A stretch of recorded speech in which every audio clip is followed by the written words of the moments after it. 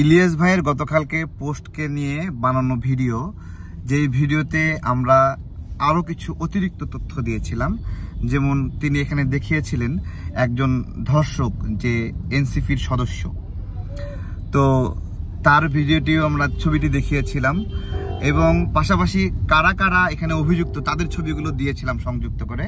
সেই ভিডিওটি সরকারের পক্ষ থেকে রিপোর্ট করে ডিলিট করা হয়েছে ইউটিউব থেকে। আমি একটা স্ক্রিনশট দিচ্ছি। তো যাই হোক, এই হলো অবস্থা। আজকে এই ভিডিওটি করার উদ্দেশ্য হলো ওটা দেখানো যে ভিডিওটা ডিলিট করে দিল তারা এই সমালোচনা সহ্য করতে পারছে না।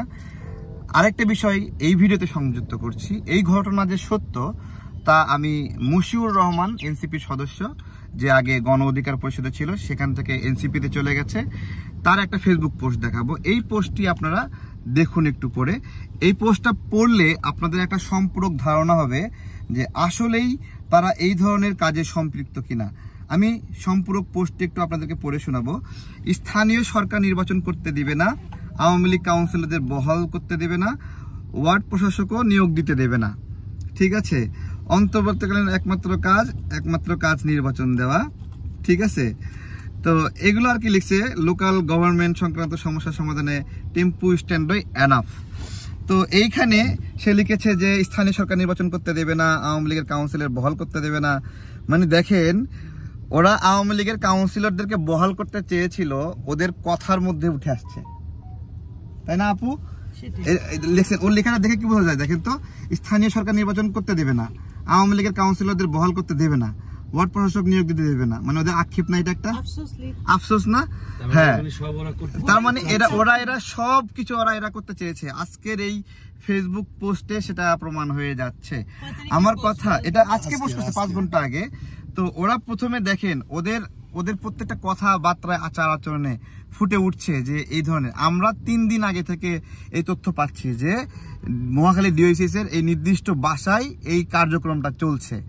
তো আমাদের কাছে কোনো প্রমাণ ছিল না।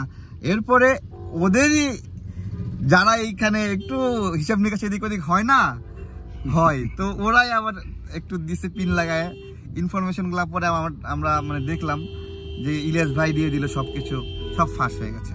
তো যাই হোক, এটা বাংলাদেশের মানুষের ভাগ্য ভালো, বুঝছেন? প্রত্যেকটা মানুষ, মানে প্রত্যেকটা ক্ষেত্রে বাংলাদেশের মানুষের ভাগ্য ভালো। কেন? মানে বাংলাদেশের মানুষ যাকে বেশি ভালোবাসে, প্রেম দেয়, ওই গাদ্দারি করে বসে। 18 সালে বিশ্বাস করছিল তরুণদের উপরে, আমরা আশা ভঙ্গ করছি। আবার 24 সালে তরুণদের উপর বিশ্বাস করছে, আবার আশা ভঙ্গ করছি। আসলে তরুণ বা বৃদ্ধ না, হ্যাঁ, সৎ মানুষ যে কোনো বয়সেই সৎ, তার সততার কোনো পরিবর্তন হয় না। তরুণ দেখে তার লোভ কম, এইরকম না, এটা ভাবার কারণ নাই।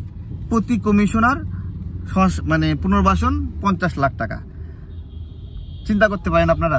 আচ্ছা, ইলিয়াস ভাই, ধরলাম যে ইলিয়াস ভাইকে তাদেরকে অপছন্দ করে না বা পছন্দ করে, একটা বিষয়। জুলকারনাইন শের ভাই কেন পোস্ট দিল 2 ঘন্টা আগে? এই তথ্যটা 2 জন গুরুত্বপূর্ণ সোর্স থেকে ইনফরমেশনটা আসছে। তো যাই হোক, আমার ভিডিওটা ডিলিট করে দিছে, খুব ভালো কথা। ভিডিও ডিলিট করে কেন দেয় এটা আপনারা বোঝেন। তারা দেশের মানুষকে দেখতে দিতে চায় না।